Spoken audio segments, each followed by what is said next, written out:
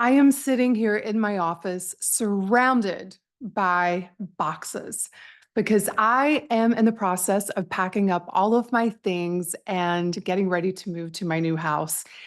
And as I've been going through this process, I realize it's about so much more than just packing up things and moving them to a new location.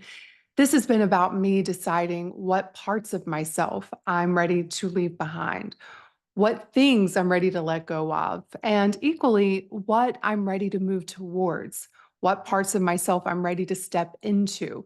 And so that's what this episode is all about. I want us all to think about what we're ready to leave behind, what we want to pack up and move towards the next season of our lives, and what we are excited to move towards. So let's dive in. Welcome to the School of Self-Image, where personal development meets style. Here's your hostess, Master Life Coach, Tonya Leigh. Hello, friends, and welcome to another episode of the podcast. Today is a very special one because I am packing up and moving on.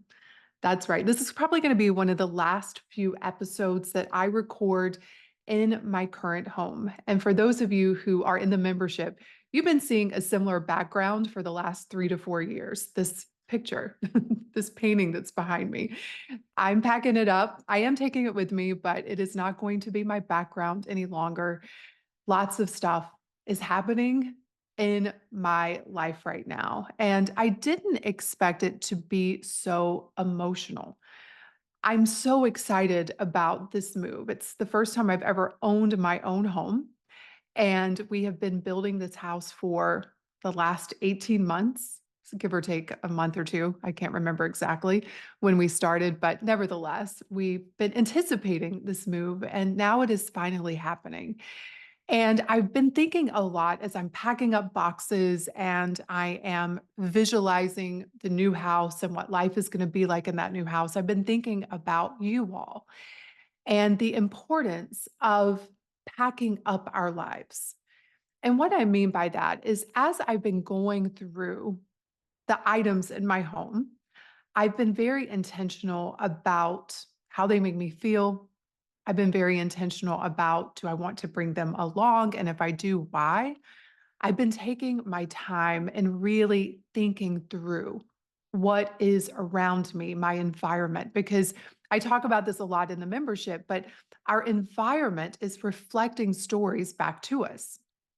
And I want to be very intentional about what my environment is saying about me. And I had a moment a couple of weeks ago. I've been tackling like room by room and going through things because I don't want to bring anything along with me on this next phase during this next chapter that isn't purposeful, that isn't intentional.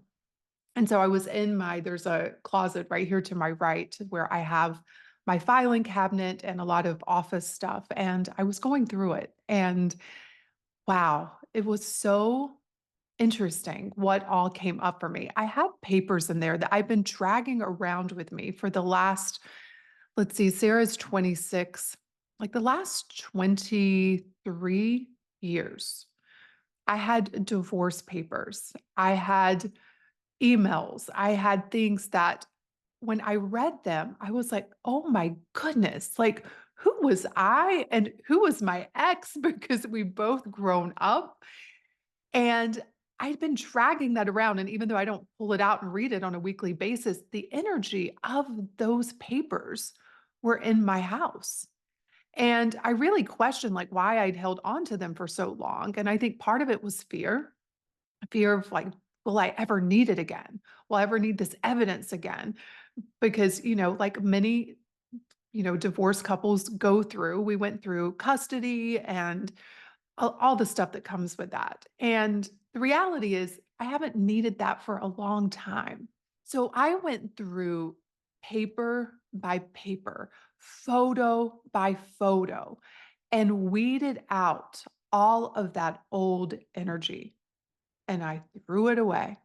I got rid of it. And let me tell you, it was so liberating. I've been doing this with every corner of my house. I haven't tackled my closet yet, but I walked in this morning because I knew I was preparing for this episode. And I looked around and I thought to myself, there's going to be a lot of stuff that I'm going to let go from my closet because it represented who I was. But even in the last year, I've had such big shifts. I've had some of you reach out to me on Instagram and Facebook saying, I'm feeling the shift. I can tell you're getting back into your sweet spot. And so I am letting go of so many things. And I want you to think about this for you because you don't have to move to a new home. You don't have to move to a new city to stop and say, what am I ready to pack up? What am I ready to move on from? When it comes to packing up, there are physical things, and there's also the emotional baggage. It's the old beliefs, it's your whole framework of how you see the world. And so I want to start with the emotional baggage and how that is displayed in terms of the items around us. Because inevitably, when we start packing up physical things, it brings up a lot of emotions. Like for me, I cried when I was going through my old papers because I saw, Mother's Day cards that my daughter wrote me when she was like 5 and 6 years old. And there's a part of me on some level that wishes I could go back and revisit that time and appreciate it more. And so I looked at those and I had a moment of realizing that there's regret. There are things that I've been wrestling with. I wish I would have done this. I wish I would have done that. And I need to move on. I need to let go of that. I am a firm believer in that we are always doing the best we can with who we are and what we know at that moment. And giving ourselves that grace is so important. And so I cried. I forgave myself for certain things. And I said, you know what, Tanya, it's time to move on. You're a different woman now. And you did the best you could with who you were and what you knew at the time. And I think for all of us, we need to really extend ourselves that grace because it's so easy on the other side to look back and say, I should have done this and I should have done that. What if you did exactly what you were supposed to do? Now, can you move on from that? Can you forgive yourself? Can you let it go and move on? When it comes down to the items that I am going through and deciding what comes along and what is left behind, I am asking myself questions like, does this spark a negative emotion within me? Is this tied to negative memories? Now, I could sit around and try to work on my thoughts all day about those things, or I can just let the items go. I can release them. I also love to think about, does this belong in my future? Another question you can ask is, would I buy this thing again today? And if not, it probably doesn't need to come along for this next chapter. I also love the Marie Kondo question, which is, does this spark joy? Does this belong in my future? Does this excite me? Does this align with my values? Does it represent who I am today? These types of questions are helping me get really clear on what I want to bring along and what I want to leave behind. So often throughout this process, letting go has been me voting for the woman I'm becoming. And through the process, I have encountered so many emotions. When it comes to letting go of things, some of us encounter what is called like sunken cost fallacy, which is basically this cognitive bias that happens when we've invested a lot of time, a lot of money, a lot of effort, a lot of energy into something, and yet it no longer serves us. And so we might cling to it. It might be a relationship, a career path, or even a physical object because of the investment we've made. But knowing it doesn't serve you, knowing it doesn't belong in your future, I hope will give you the courage to just let it go And the way I like to think about it is it's just opening up a portal for new things to come in, new opportunities, new people, new ways of being. But a lot of us experience that. Was looking in my closet and I was thinking, gosh, I'm gonna have to let some of these things go because they don't serve me any longer. But then my brain went to, but do you remember how much you paid for it? And the reality is hanging on to it, I think will have a much more negative impact on my life than keeping something, even though it may have cost a lot of money. So I want you to think about when you're thinking about what you want to pack up and what you want to let go of, how many things are you hanging on to because you have invested a lot of time, a lot of energy, a lot of effort, maybe even a lot of money into it. But deep down, if you listen to your soul, you know it doesn't belong in your life. What if by letting that thing go, you are voting for your future and you are opening up a pathway for new things to flow into your life? That's the way I'm choosing to see it. And yet it's still hard. I'm not going to sit here and tell you, oh, it's so easy to let things go. When we have an emotional attachment to something, it is a real feeling and it can bring up a lot. And that's why I was so surprised with this process. I didn't realize how much courage it was going to take to let some of these things go. But as I've been doing it and experiencing the liberation and the freedom, it's giving me more evidence to want to continue letting go of things that I don't want to bring along into not only this new house, but this new season of my life. Another thing that I've noticed in deciding what stays and what goes is this thought of scarcity. Have you ever had it where you are wanting to let go of something, but then you want to keep it because you're like, what if I can't get it again?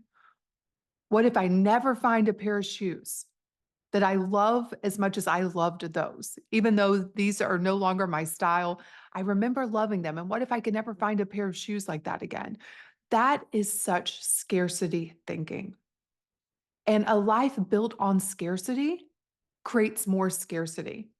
And so I always love to go to what would the most abundant version of me do? Would she hoard this? Would she hang on to it? Or would she let it go, trusting that what is meant for her will come to her? And so just notice when you're thinking about packing up your life, how much you're hanging on to out of scarcity.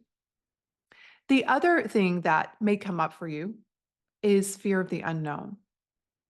Many times we hang on to things because we know them. They're familiar, even though they don't serve us.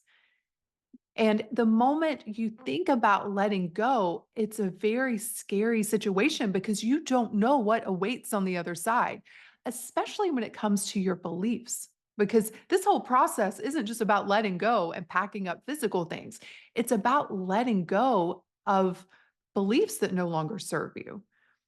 And sometimes we hang on to beliefs for so long that we really believe that that's who we are and that's how the world works. And we don't know a world without that belief. And so letting it go, as liberating as it may seem, is also equally scary because your brain doesn't know what it's like to walk through the world feeling like you are deserving. Your brain doesn't know what it's like to walk through the world believing that you are 100% worthy. Your brain doesn't know what it's like to walk through the world thinking life can be easy because you haven't been thinking that. And so you don't yet have the evidence for it. But you have to be willing to let these thoughts and things go in order to birth the next version of you. So much of this process I can now see is leaving part of my past behind. But it's also about intentionally choosing parts of my past that I want to bring along. If you've been listening to the last few episodes of the podcast, I've been talking a lot about getting back to my sweet spot. I've been talking about my journey over the last couple of years and how I needed to play in different realms to figure out the next version of me. Now I feel like I'm ready to assemble the two. I'm ready to bring the two together, merge them, so to speak. And that means me being very meticulous in what I'm choosing from my past to bring along and what is no longer a fit for my future. And so when I think about this whole concept, what I'm really doing, and I want you to think about this for you, is I'm packing up my future. We get to choose, you all, what we bring along with us on this journey of life. And a lot of people are just dragging the same old stuff with them wherever they go. But in any moment, you get to stop and be like, whoa, this load is heavy. I don't like how it feels. It's not leading me to where I want to go. And you get to open up the luggage of life and look at it and say, what am I currently carrying that's holding me back, that's weighing me down? And you can let it go. You can pull it out, leave it outside of the suitcase, and then you get to look around and choose what you want to put in it. It really aligns beautifully with the self image method. The self image method is 5 steps. First of all, we assess, we open up the suitcase and we're like, okay, what's working, what's not working? And then we define what we want our lives to look like, what we want them to feel like, and who we must become to create that. And then it's an intentional process of what do we need to let go of? What do we need to add? And then the daily practice is refining that over and over again. It just so happens that right now I'm just doing it on a big scale because this is a big, momentous time in my life where I'm literally packing up my life. And so I'm thinking about it in that way. What do I want to pack for my future? The thoughts that I want to bring along, the ones that I want to leave behind, the things I want to bring along, the things I want to leave behind, even certain relationships that I want to bring along, and some that have changed, some that I'm ready to let go of. That's how we need to be thinking about our lives. It was the closet I was just telling you about. Another thing that came up for me the other day is that I realized I had saved all of my coach certification books from all those years ago. And I realized I was ready to let them go. And I realized like I was hanging on to them because maybe there was some part of me that was like, you're not ready yet. I've been doing this for 15 years. Obviously, I'm ready. I've been coaching myself and others for over 15 years. But subconsciously, there was this little thought of like, but are you good enough, Tonya? Are you really ready for this? You better keep this. And I was like, oh no, I know how to coach. I've been doing it every day on myself for over 15 years. I've been coaching others for over 15 years. It is safe to let this go and see what is birthed from that. See what's birthed when you let go and you really just integrate and trust your own wisdom, the tools that you've been creating for yourself for all of these years. Let's lean on that and trust that. And so I let those go and I replaced it with my own trust in myself. These are the little things that happen, you all, as you're packing up your life and you're moving. These are the things that happen for us on a day to day basis when we're really sitting with ourselves and asking ourselves, what am I ready to leave behind? And what am I ready to bring along? And what do I need to add that maybe I don't yet have? So, as I'm thinking about my future in this new house, I'm really thinking about moving on into a new chapter. And I'm thinking about and visualizing who do I want to be in this house? I've been spending a lot of time journaling. I've been spending a lot of time thinking about my new life because environments have a powerful effect on us.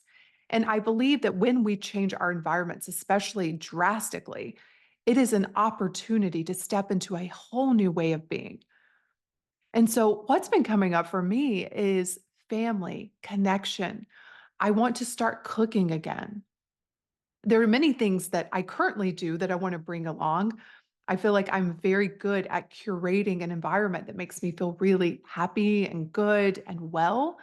And so playing music, lighting candles, having fresh flowers in the house, I will bring that along with me. But there are new things that actually are from my past that I had let go a long time ago that I'm ready to bring back in. I'm so excited to cook again. I haven't cooked in years. Vaughn spoils me because he does all the cooking, but I'm ready to get in the kitchen again. One of the things that I'm looking forward to is going to the farmer's market every Saturday and picking out fresh produce. I'm ready to simplify and elevate my wardrobe. I'm ready to slow down. I was talking to some members at our cocktail party the other night, and they were like, "Where are you traveling to?" And I'm like, "Nowhere.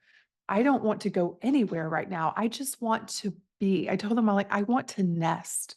I want to just enjoy where I am because looking back, I realized that my whole life I've been on the go. I've been on the move. Now, this isn't to say I'm going to stop traveling because that's not true. I love traveling, but I don't want to travel as much right now during the season of my life. And that's the thing, you all, we change. Season to season, when we have kids, our priorities and our values are maybe different than when we become older and our kids are gone and we're like, oh, this is a new season with new opportunities.